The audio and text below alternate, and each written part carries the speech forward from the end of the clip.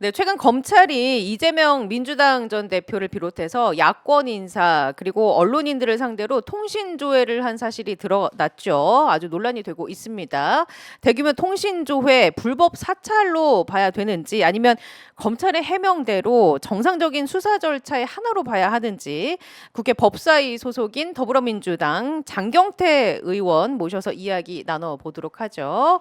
장경태 의원님 안녕하십니까? 네, 안녕하세요. 장경태입니다. 반갑습니다. 네, 반갑습니다. 예. 네. 오늘 뭐 바쁘시진 않았어요? 네, 오늘 바빴죠? 아, 바빴어요? 네, 최고위원 사퇴하면은 조금 잉여롭게 있을 줄 알았더니 이제 제가 서울시당 위원장 후보로 예. 더 준비를 하고 있고요. 네. 또 이번에 좀 정말 바람잘 날 없는 검찰의 사고뭉치 검찰 때문에 또 이번에 통신 사찰 관련돼서 예. 또 우리 저희 검찰 독재 대책위원회가 또 이 통신 사찰을 전담해서 오늘 오전에도 방금 네, 자료 지금 영상에서도 맞아요. 있었듯이 기자회견도 김영민 수석과 박균택 우리 법률위원장과 함께 기자회견을 했어요. 그래서 일단 하루 동안 조사를 한 내용으로 기자회견을 했고요. 이 통신 기록 같은 경우는 올해 1월 1일 이후에 조회된 내용을 바탕으로 문자 고지가 된 사안이기 때문에 네. 작년에 이 통신 기록 조회를 한 사안에 대해서는 앞으로 더 개인이 또 신청해야 되거든요. 그래서 신청해서 계속 취합해 나갈 예정이고요. 예. 아마도 이게 취합하면 할수록 기하급수적으로 늘어날 가능성이 매우 높기 때문에 정말 뭐 정상적인 수사 절차라고 말하는 검찰의 이 주장이 완전히 뒤집어질 수밖에 없다. 뭐 정상적이 아니라 비정상적인 비정상적이다. 수사였다라는 걸 스스로 증명하게 될 것이라고 생각해요. 어제 봉지욱 기자를 연결했는데 네네. 본인 추산으로는 대략 9만 명에서 10만 명 가량 될 것이다라고 얘기를 했어요. 일단 하나하나씩 좀 짚어 보도록 하죠. 네.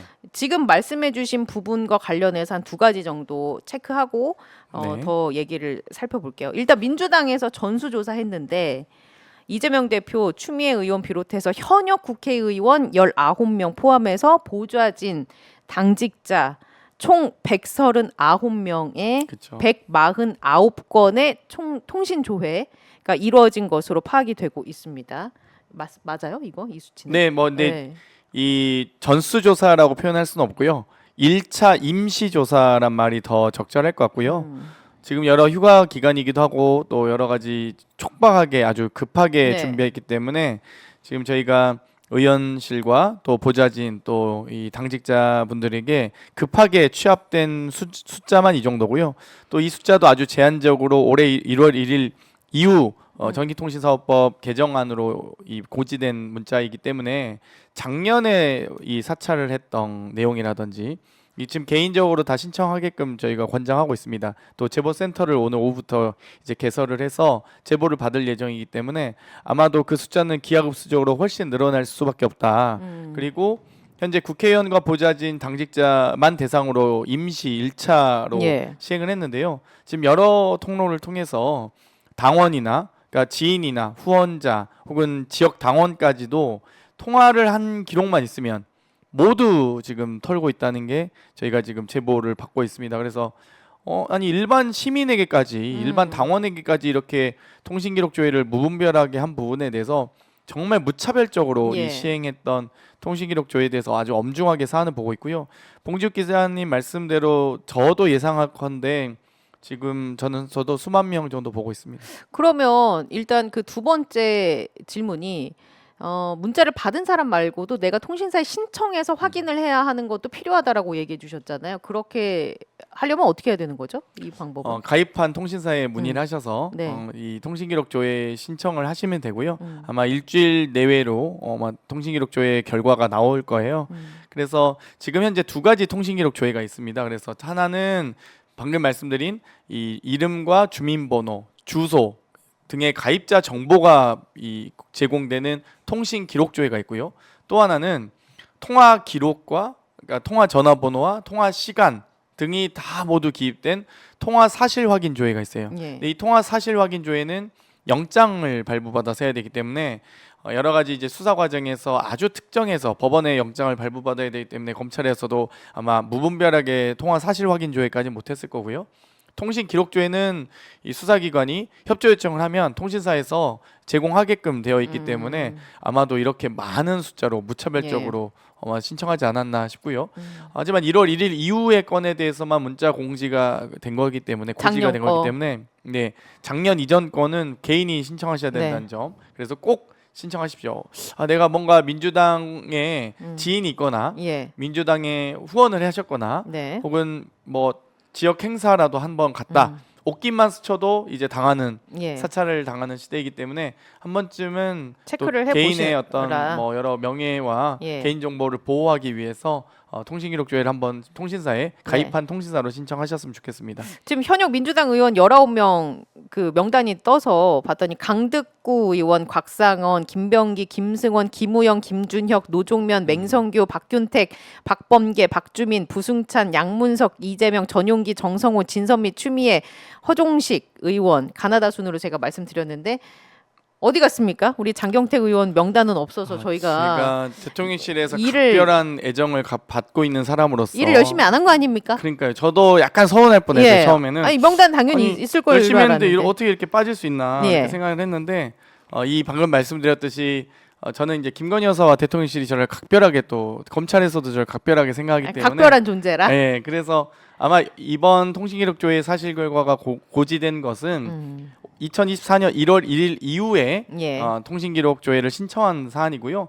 작년 이전에 신청한 분들은 이번에 문자 안내 받지 못했다. 그래서 저도 개인적으로 지금 신청해 놓은 상태고요. 예. 저는 뭐 2022년부터 이미 다 털렸죠. 이미 털렸다. 저는 뭐 이제 좀 후배들이 들어온 느낌?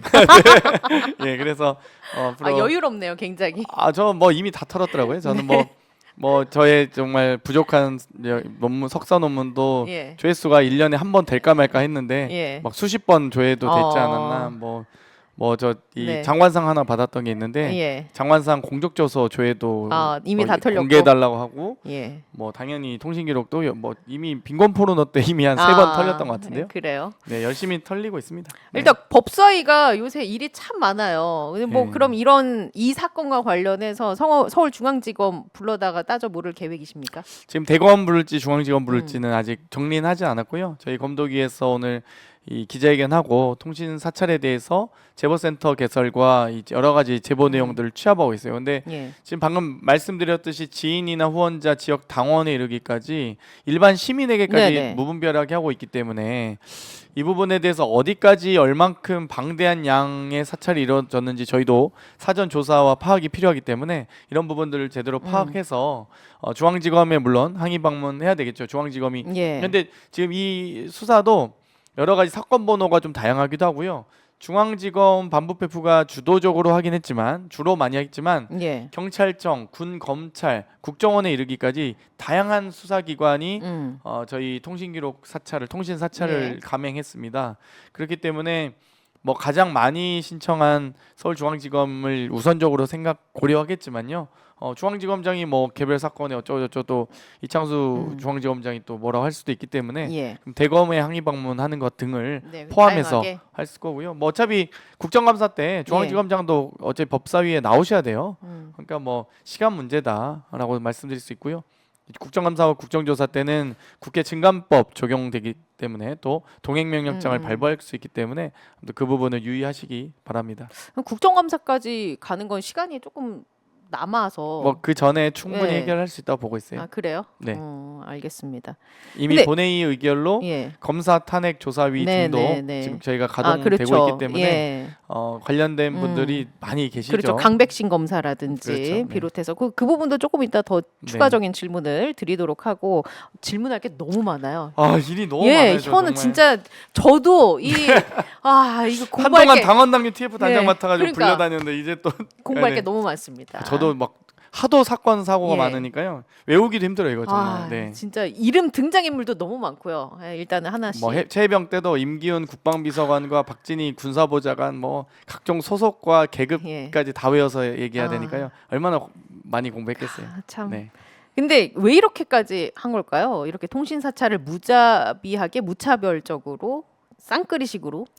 일단 검찰 캐비넷을 좀 채워놓기 위해서가 아닌가라고 생각이 들고요. 방금 말씀드렸듯이 통신 사실 확인 조회는 법원에 영장이 있어야 되기 때문에 그 통화 기록 지역별 모든 내역을 받더라도 그 통화한 내역과 기록들이 누구의 번호인지를 검찰이 파악할 수 없었을 가능성이 매우 높습니다. 물론 사건의 혐의와 어떤 특정 의혹이 있을 경우에 검찰이 어떤 통화 기록, 통신 기록을 요청할 수 있지만 지금 이렇게 무차별적으로 단 한 통화라도 한 적이 있다고 보여지는 사람들이면 무분별하게 다 했거든요. 그러니까 그 목적이 이것 자체가 예. 모두가 다 이 여러 이 관계망들을 포섭해 놓는, 그러니까 소위 맵을 그려 놓는 거죠. 그래서 이 여러 사건의 주요 혐의자뿐만 아니라 이 혐의자의 주변인들까지도 소위 먼지털이식 수사, 예. 저인망식 수사, 기획 수사, 표적 수사, 별건 수사라고 보여지는 과거 검찰의 가장 추악한 행태를 고스란히 따라하는 거예요. 그래서 그러니까 주변 인물들 다 터는 거죠 일단. 파일링을 해놓고 네.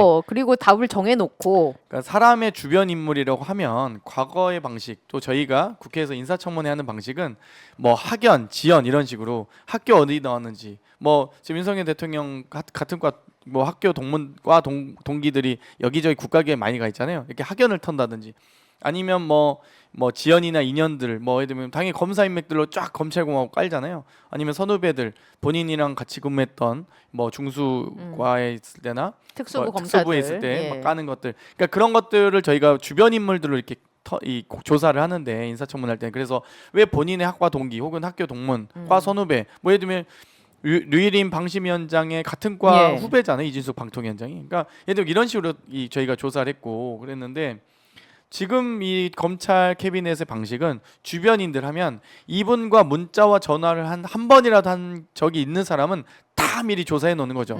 그래서 이 사람이 나중에 또 다른 어떤 혐의가 있거나 별건으로 혐의가 포착되면 이 사람을 또 바탕으로 해서 이 아마 통신 기록, 뭐 통신 사실 확인 조회를 해서 또 통화 기록을 다 털겠죠. 그 디지털 캐비넷에 넣어놓고 그렇죠. 그 통화 기록이 털린 사람들 또 통신 기록 조회를 다 할 겁니다. 예. 그러니까 지금 약간 헷갈리실 수 있는데요. 사실 확인 조회와 기록 조회 좀 구분하셔야 됩니다. 사실 확인 조회는 영장이 있어야 돼서 예. 통화 목록이 쭉 뜨는 거고요. 이 목록을 바탕으로 해서 이 번호를 취합해 난 다음에 이 통신 기록 조회는 기록 조회이기 때문에 그냥 가입자 정보 조회이기 예, 때문에 다 확인을 바로바로 검찰이 할 수 있거든요. 그래서 확보된 통화 목록에 이 주인이 누구인지를 다시 조사하는 겁니다. 그래서 아주 저인망식으로 네. 아주 포괄적으로 전방위적 수사를 가능하게 한다라는 점을 정말 말씀드릴 수 있습니다. 예, 예. 아, 그래서 이제 이 부분을 앞으로 계속 지켜보시고 그에 맞는 대응을 다각도로 고려할 것이다. 이런 말씀해 주셨는데, 그러면은 제도 개선 측면에서는 어떻게 접근하는 게 옳다고 보십니까?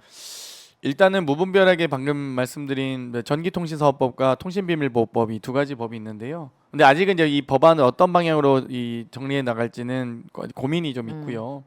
사실 확인 조회 같은 경우는 뭐 영장이 있으니까 뭐 그렇다 쳐도 영장이 필요하기 때문에, 근데 통신기록 조회는 무분별하게 이렇게 줄 수 있느냐, 그리고 예. 실제 개인정보에 준하는 주민번호와 주소를 제공하게 돼 있어요. 그러니까 예. 가입자의 명의뿐만 아니라 가입자의 주민번호까지, 그러니까 생년월일 정도가 아니고 주민번호까지 조회가 되고 제공이 되고 주소까지 제공이 되기 때문에 이건 사실 누가 봐도 명백한 이 소위 개인정보잖아요. 네. 그렇기 때문에 검찰이 정말 법원의 영장 없이 무분별하게 이 개인정보를 모두 취합할 수 있게 된다면, 그거는 저는 정말 이 검찰의 여러 별건과 기획 수사를 너무 폭넓게 보장하는 것이 된다라고 보고요. 그래서 아마 전기통신사업법은 조금 개정될 수 있다. 그리고 주민번호 정도 빼자 이런 논의도 있고요. 예. 아무튼 그런 부분은 좀 더 추가로 또 유관 상임위인 과방위와도 함께 논의를 해야 될 것 같습니다. 알겠습니다.